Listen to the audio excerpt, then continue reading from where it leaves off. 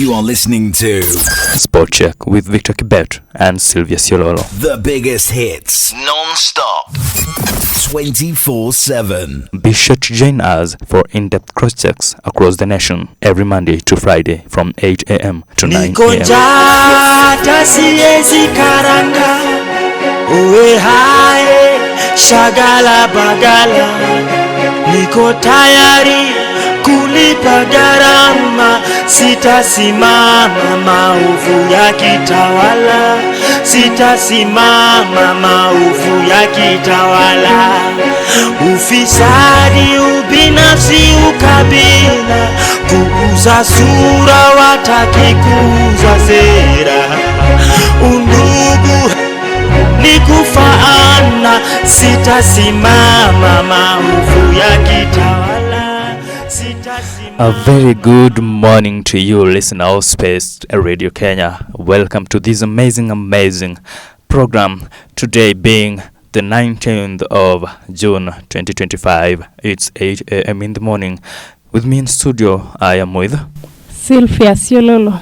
Okay, so this is the Sport Check program, and we're going to be looking at some ones and twos. Today in studio we're joined by two guests, an activist, Dylan Dapash, and Sadia Mohamed, a police spokesman.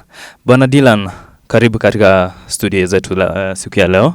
Nataka utueleze ni yapi ambayo umekuja nayo, ni yapi unatupangia siku ya leo. Karibu. Asante sana. Vile umesema kwa majina ni Dylan Dapash. I'm a human rights activist. So today I come to explain about how the police were harassing the people out there. They were just killing you anyhowly. And that is now I come to comment and say that they are not following human rights. Okay. Yes.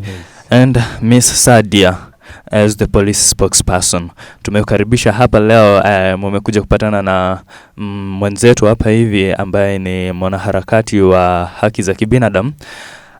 Wewe kama msemaji wa polisi, tell us, what is it that you think has been happening since the beginning of the 2023 protests, and how do you think you as the police department really reacted to whatever it is that was happening during that time?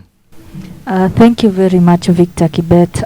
As you said earlier, I am Sadia Mohamed, yes, the police spokesman. And today I am pleased to be here with you guys. You're welcome. I'm pleased to see the human rights activist with me today in studio. Regarding how the police have been handling the demonstration, I think niseme tu, I have been pleased with how we have been doing our work, and I'm looking forward to have a more meaningful conversation. Thank you. Okay, you're welcome. And Miss Sylvia, yes, ebu tuambie karibisha wageni katika studio zetu, waambie jambo moja alafu tuendelee na kipindi chetu. Okay, kwa wageni wetu wa siku ya leo ikuwa ni activist Dylan Dapash kama mlivyosikiza, na our spokesperson kutoka saidi ya serikali Sadia Mohamed. Tunawakaribisha mara tena huku mkituelezea zaidi kuhusu human right, especially that is affecting the youth. Yeah. Well, thank you. And mmesikia ones and twos, and it's amazing to have the two people here in studio today. Kwanza tukiangazia kulingana na Bwana Dapash, mwaka wa 2023 ambapo the maandamano yalianza katika miji yetu mikuu yote, people are going to the streets wakisema hali ya maisha ilikuwa impanda juu, and we can see from that period that a lot happened actually, because tulikuwa tunaona tear gas kila mahali, watu wakipigwa marisasi. And tell us something, what is it that you think is the main effect of whatever was happening? Like ni nini ni kipi ambacho sasa mambo ambayo yalifanyika wakati ule yanaleta madhara gani katika maisha yetu ya sasa?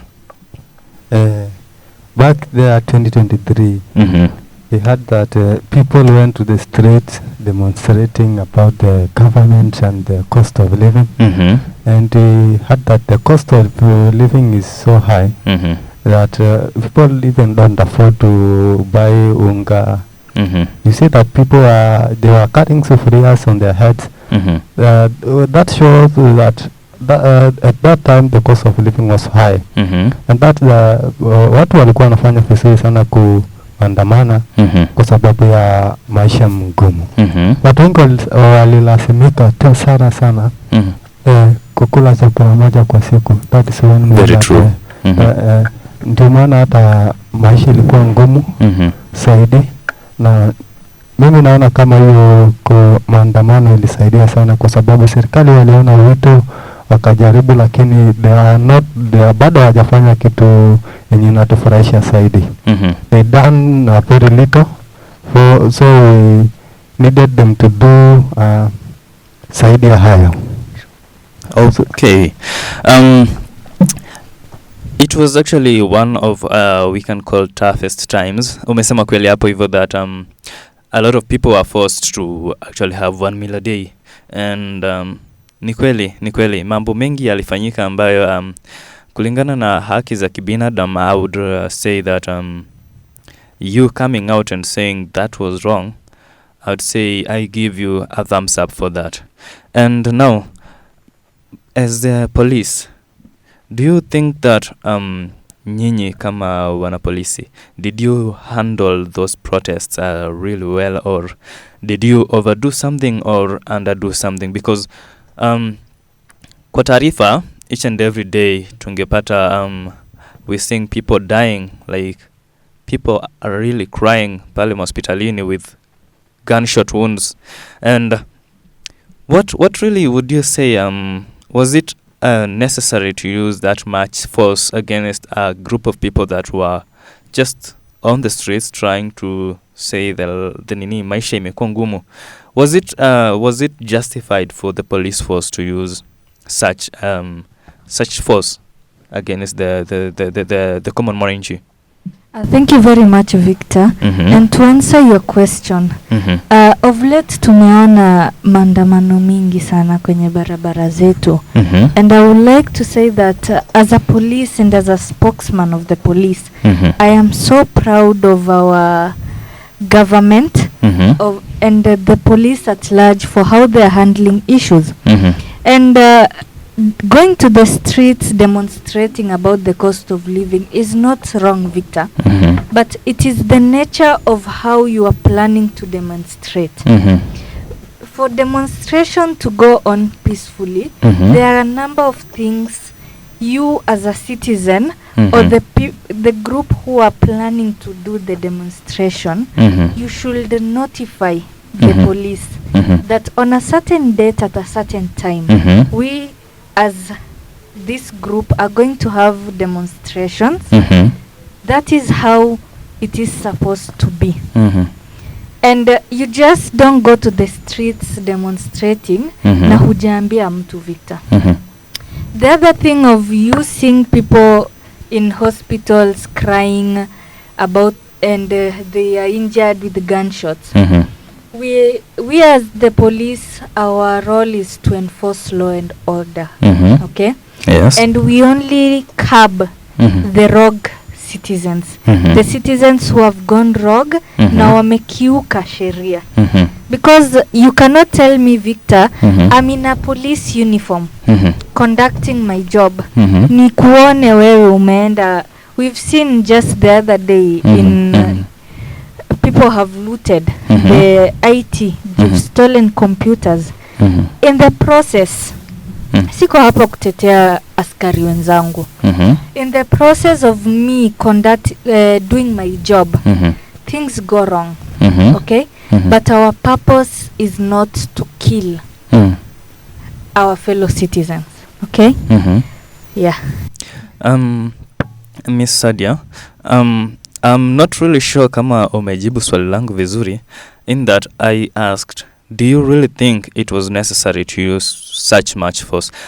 Seeing that, however much these guys might have been doing the looting as the police allege, or as the videos that surfaced online alleged that they were doing the lootings, right?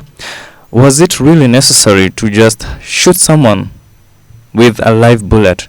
Yet the government provides police with rubber bullets and other means of trying to disperse such riots.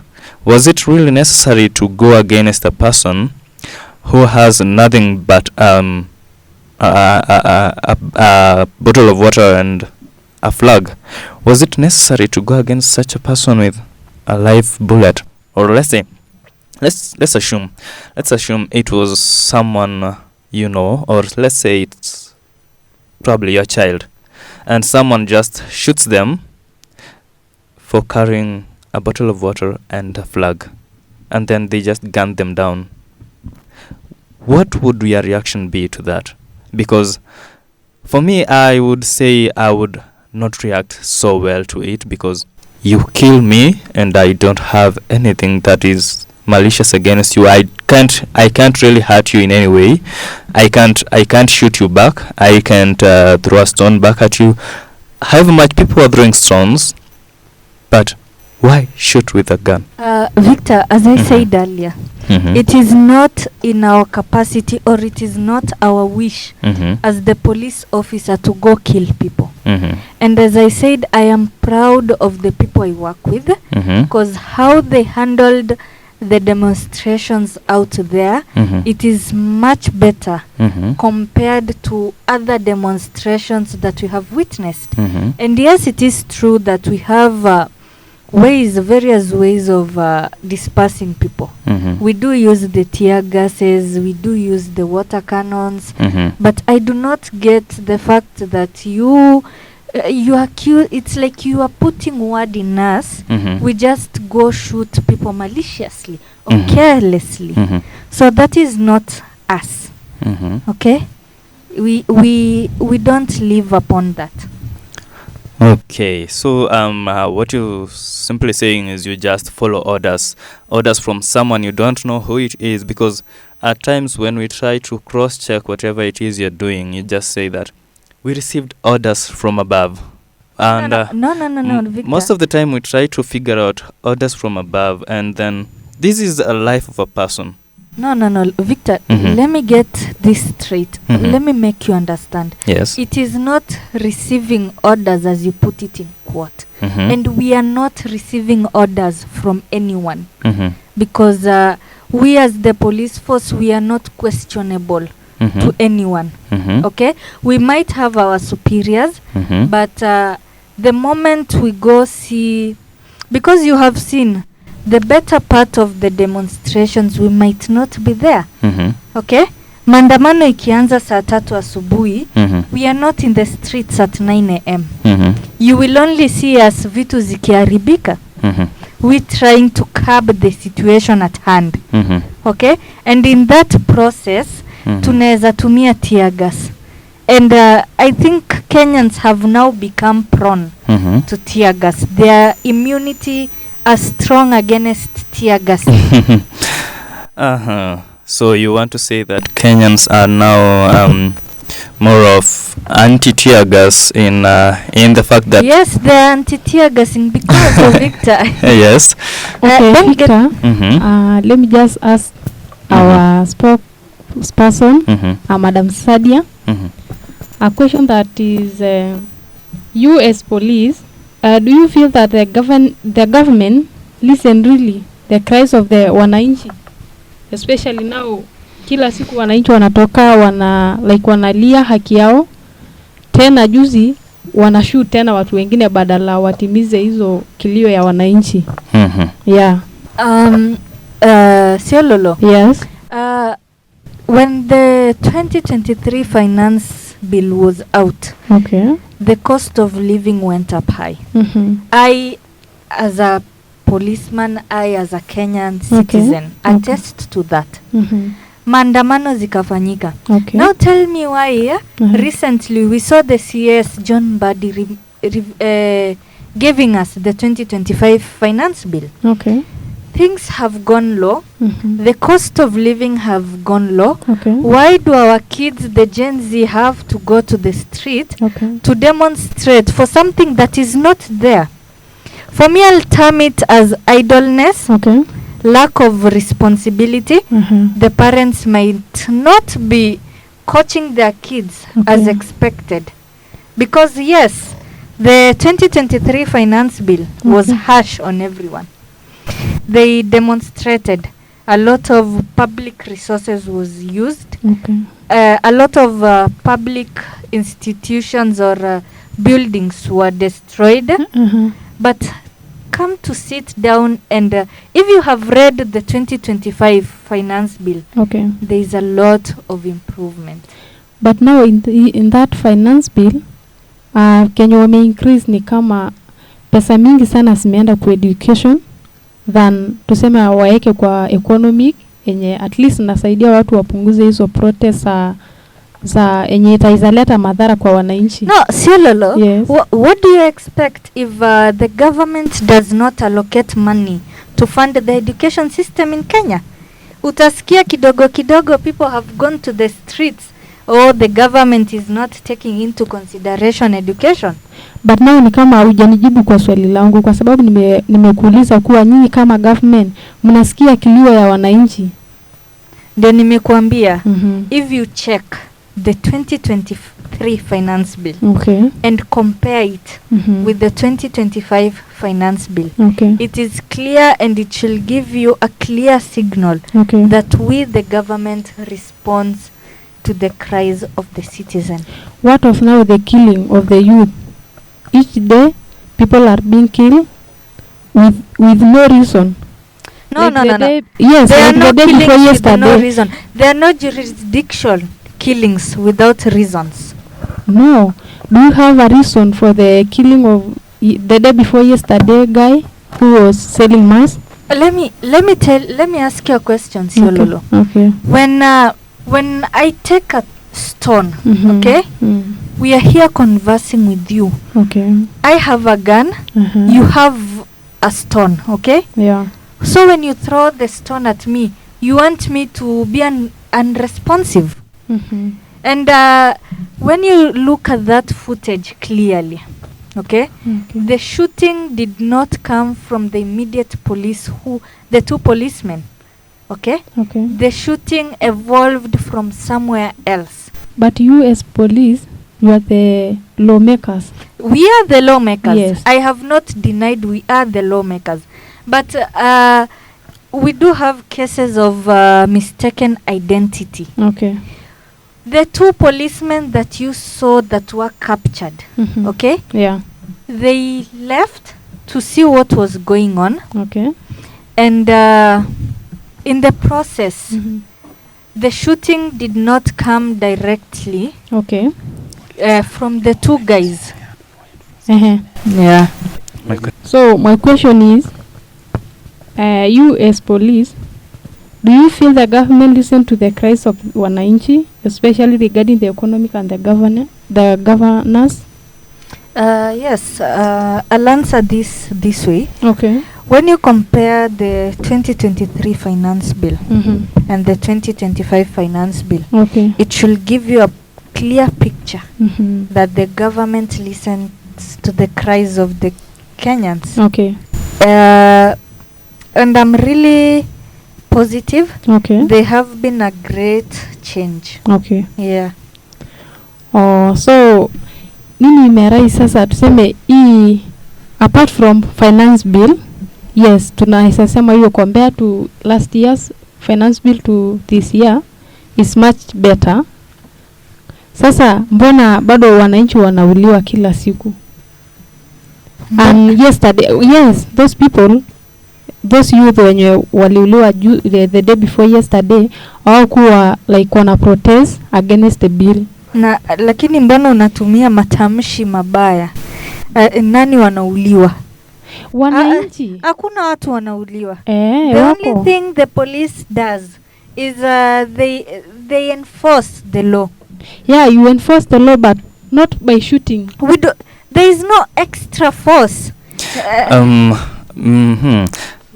as a spokesperson of police, I think you're trying to mislead us as Yes. journalists because Yeah. there is a video actually, like, it's really surfacing online. Actually, it was not shot in one dimension. You see, there is that video that can be just shot that is hiding whatever is happening, right? But now the video was from behind the cop, and there is one just facing directly to them.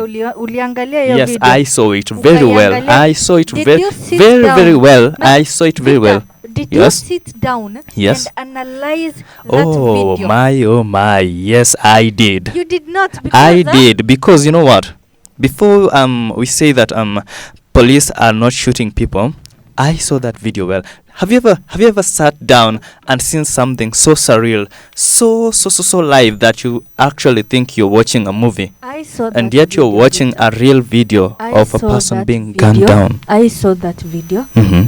and this is what happened. Mm-hmm. Victor, you cannot tell me Mm-hmm. you arm yourself Mhm. with a stone, Mm-hmm. throw it. Oh. to So you're going to say that the guy selling masks had a stone? harm. Actually, He was standing. armed. No. Let the social media Oh not no! deceive. Oh no! Victor, Oh no! listen to me. Oh no! Listen to me, Victor. Mm-hmm. Let the social media not deceive people. Mm-hmm. Okay? Because I have seen this story in many social media accounts, and unfortunately, Mm-hmm. even our TV stations, Mm-hmm. you are portraying a bad picture and false information. Oh, it's not portraying a bad picture. You know, there is a lot of things that are happening. It definitely is portraying a bad picture. You know. Do you know why, Victor? Mm-hmm.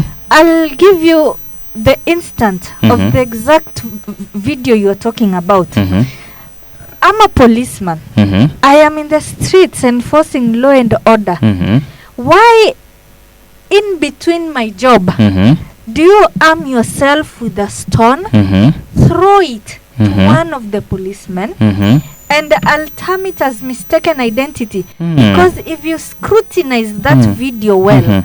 you will notice that the two policemen came Mm-hmm. from a certain place. Mhm. Kulikuwa na kona, like a certain, wametokea barabara nyingine, Mm-hmm. wakakuja Mhm. to confront the guy. Mm. And if you continue scrutinizing the video, Victor, So, the shooting did not take place from the two policemen did not conduct the two policemen did not conduct the shooting. Yes. Are you hearing this, Siololo? Unasikia mambo ambayo tunaambiwa kabisa hapa hivi katika studio zetu. Actually, continue listening to Space Radio Kenya. My name is Victor Kibet and you're listening to the Spot Check right here on Space Radio Kenya. It's a show that runs from 8 a.m. to 9 a.m. every Monday to Friday right here on Space Radio Kenya. And today we have a spokesperson of the police, and she's joined by the human rights activist Dylan Depash. And actually as wewe kama Mkenya mwenzangu hapo nje, tunasikia mambo ambayo tunaambiwa hapa hivi na the spokesperson wa police, natuambia kwamba ati it's not the police that shot the guy, yet the two policemen actually wamekuwa sacrificial lambs by the police force itself.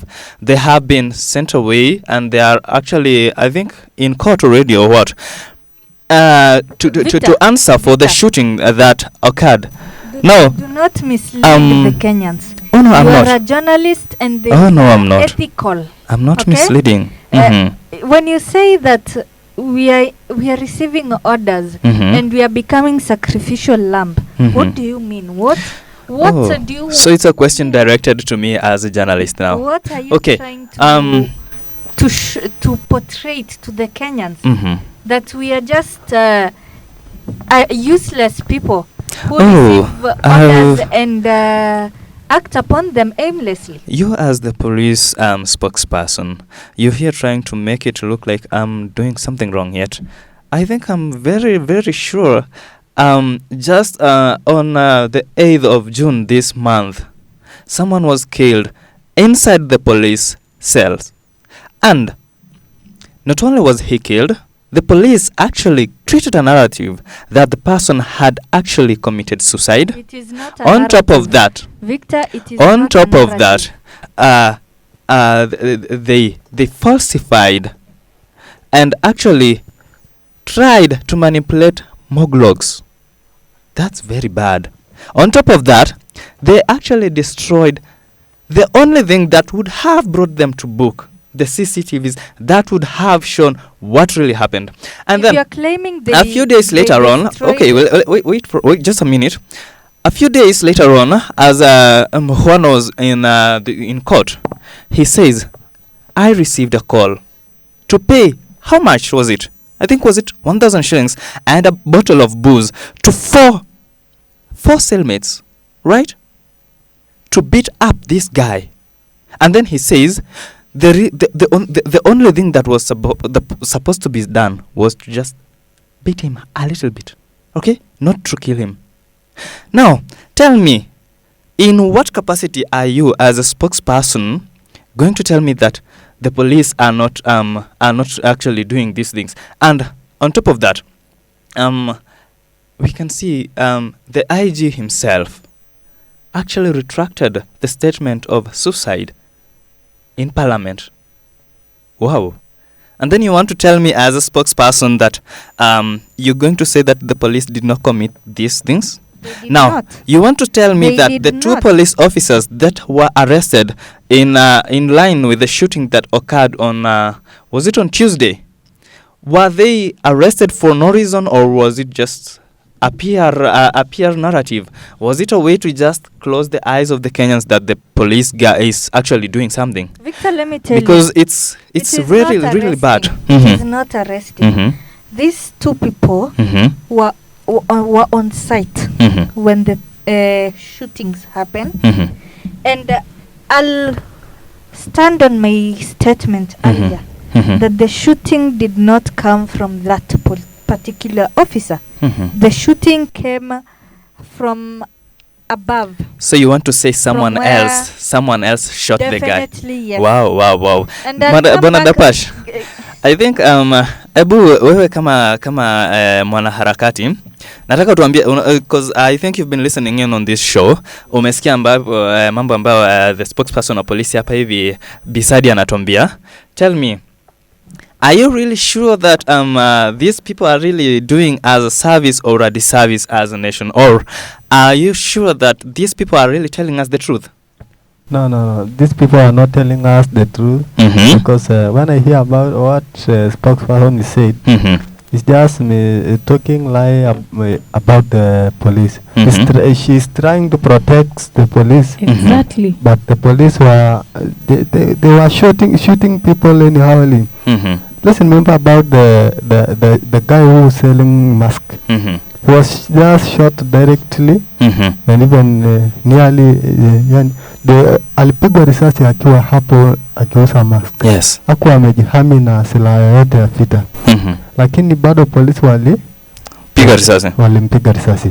When you remember about the death of Albert Ojwang, that blogger, yes, he was just killed in a police station, was murdered, and that is what shows that our police are not now. We are not trusting them anymore. But Bwana Dapash, Yes. when you say Albert Ojwang was murdered in a police case, this is not a case of murder. It is a case of suicide. The guy alishikwa, akapelekwa cell. He was fine. He did what he did. Na mwili ikakimbizwa Mbagathi Hospital. But let me ask So you a question. Bisadia, what you're trying to tell us is IG was stupid saying that the guy was stupid retracting the statement of the guy did not commit suicide, and the IPOA also were very wrong in stating that their investigations revealed that the guy did not commit suicide. What So do you want to mean tell he us? didn't- What do you mean he did not commit suicide?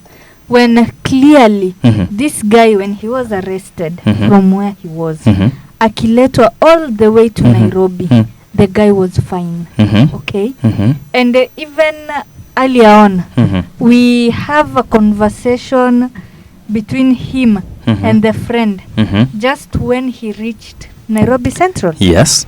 he went ahead and told the police, I have been taken.